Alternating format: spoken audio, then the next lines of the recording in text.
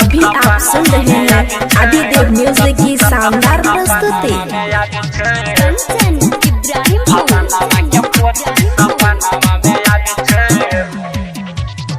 जय मां Katyani recording studio Mansi एक कन्या। पहले एले बेटियों कर के लिए इनकार रे लागे है कि आई बेर करे पड़ते प्यार रे पहले एले बेटियों कर के लिए इनकार रे लागे है कि आई बेर करे पड़ते प्यार रे बार बार हमारा उ दिल धड़कावे छै फलानावा के पोती सपनावा में आवे छै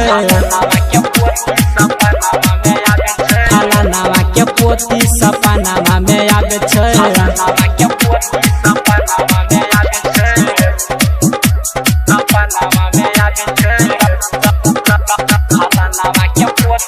कंचन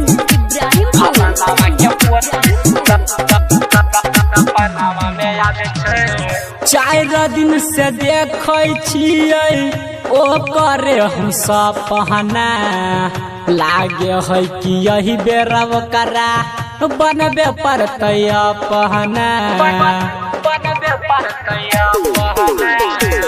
चार दिन से देखै छियै ओ करे हम सपना लागे है कि बनबे पड़तै आई बेरा अपना कहै छियै बुढ़ावा के लाठी लके आवे छै फलानावा के पोती सपनावा में आवे छै फलानावा के पोती सपनावा में आवे छै। अभी आप सुन रहे हैं आदिदेव म्यूजिक की शानदार प्रस्तुति। कंचन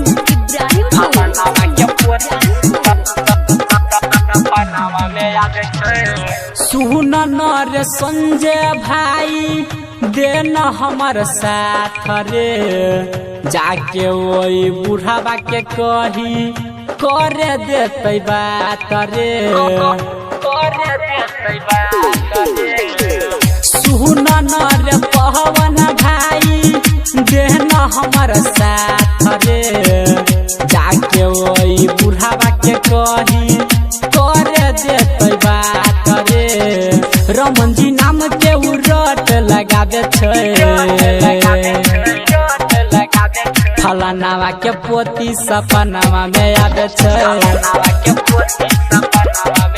फलानावा के पोती सपनावा में आवे छै।